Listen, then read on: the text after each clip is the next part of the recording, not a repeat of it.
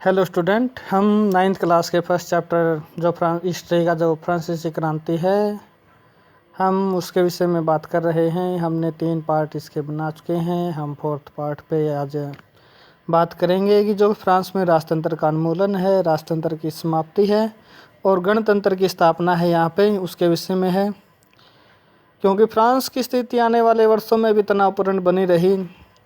जो 1789 के बाद के जो वर्ष रहे हैं उनमें तनावपूर्ण रही है। लुई 16वें ने संविधान पर हस्ताक्षर कर दिए थे, क्योंकि आपको पता है कि संविधान बनाया गया था, उसमें राजा की शक्तियों पर नियंत्रण और अंकुश लगाने की बात थी। परंतु पर्सा के राजा से उसकी गुप्त वार्ता भी चल रही थी। पर्सा जो देश रहा है उसके साथ उसकी गुप्त वार्तालाप चलती रही, जिसकी वजह से फ्रांस को बेरा को पता चल जाता है, जो नेशनल असेंबली के सदस्यों को। और फ्रांस की घटनाओं से अन्य पड़ोसी देशों के शासक भी चिंतित थे, और वो कौन थे? ऑस्ट्रिया और पर्सा के जो पड़ोसी देश ये रहे हैं, ये चिंतित रहे हैं, क्योंकि 1789 गर्मियों के बाद होने वाली ऐसी घटनाओं को नियंत्रित करने के लिए इन शासकों ने सेना भेजने की योजना बना ली थी।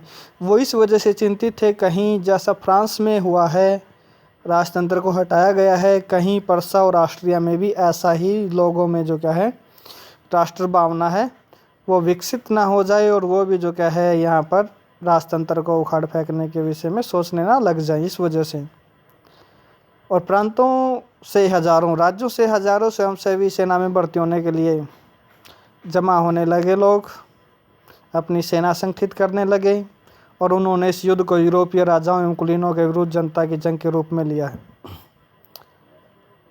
उनके होठों पर देशभक्ति के जो तराने थे, उनमें कवि रोजेट द लाइल के द्वारा जो क्या है एक सॉन्ग है मार्सिले, उसकी रचना की गई। और यह गीत पहली बार मार्सिलेस के सेवियों ने पेरिस की ओर कूच करते हुए गाया गया है, जो फ्रांस की राजधानी रही है। इसलिए इस गाने का नाम मार्सिले हो गया, जो बाद में फ्रांस का राष्ट्रगान के रूप में उसे स्वीकृत किया गया है। क्रांतिकारी युद्धों से जनता को भारी हानि एवं आर्थिक कठिनाइयों का सामना है वो करना पड़ा, क्योंकि युद्धों की वजह से वही हैं उनकी जो कीमतें हैं आसमान छूने लगी थी। रोटी जो व्यंजन रहा है पाव रोटी उनकी, और पुरुषों के सेना में जाने की वजह से परिवार को चलाने के लिए जो क्या है जिम्मेवारी है वो औरतों पे आ जाती है, उनके कंधों पे आ जाती है। और देश की आबादी के एक बड़े हिस्से में ऐसा लगता है कि क्रांति के सिलसिले को आगे बढ़ाने की ज़रूरत थी। 1791 में संविधान से सिर्फ अमीरों को ही राजनीतिक अधिकार प्राप्त हुए थे। लोग राजनीतिक क्लबों में अड्डे जमाकर नीतियों और अपने कार्यक्रम पर बहस करते थे, तो वहाँ इकट्ठे होकर उन पर विचार विमर्श बहसें वगैरह वो होती थी। इनमें से जैकोबिन क्लब सबसे सफल था, जिसका नाम पेरिस के भूतपूर्व कन्वेंट मतलब एक इमारत रही है। ये धार्मिक ऑफ सेंट जैकब के नाम पर पड़ा, जो इस समय राजनीतिक समूह का एक अड्डा बन गया। और इस पूरी अवधि में महिलाएं भी सक्रिय रही, उन्होंने भी अपने क्लब बना लिए। आगे हम पढ़ेंगे, अध्याय 4 की बात कर रहा है, उसमें जो महिलाओं ने क्लब बनाई अपने लिए।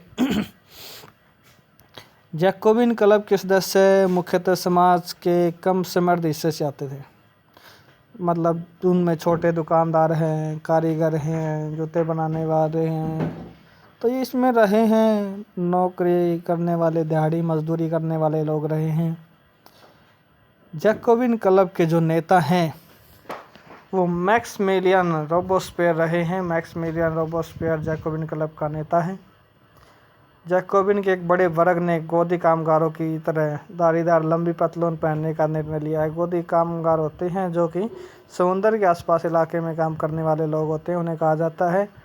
ऐसा उन्होंने समाज में फैशन प्रस्त वर्ग, खासतौर से घुटने तक पहने वाले ब्रीचेज, घुटने तक जिसे हम क्या बोलते हैं यार, हम उसे बोलते हैं कि जो कैफरी वगैरह आज के समय में मॉडर्न टाइप के तौर पे हम एक वर्ड यूज़ करते हैं उसके लिए। और यह ब्रीचेज पहनने वाली कुलीनों की सत्ता समाप्ति के ऐलान का एक तरीका था। कॉन्वेंट शब्द को यहाँ दिया गया है, जो कहा गया कि धार्मिक जीवन को समर्पित समूह की एक इमारत है, क्योंकि ये राजनीतिक का एक अड्डा बन चुके थे। अब ये कॉन्वेंट, उनके विषय में बात की गई है। सोकोलोथ है, ये यहाँ दिखाए गए हैं। सौकुलोथ का मतलब क्या है? पूरे शरीर को ढकने वाले जो वस्त्र धारण किए गए हैं उनके विषय में है। और यहाँ एक महिला को दिखाया गया है कि जो एक टॉपिक को लिए हुए है बाले पर, मतलब क्या है, वो इन्हें नहीं पहन सकती थी, उसके विषय में बात है यहाँ पे। जैकोबिलोम को सौकुलोथ के नाम से भी जाना गया, जिसका शाब्दिक अर्थ है बिना घुटनों वाले। सौकुलोथ पुरुष लाल रंग की टोपी पहनते थे जो स्वतंत्रता का प्रतीक थी, लेकिन महिलाएं ऐसा नहीं कर सकती थी। वो यहाँ दिखाया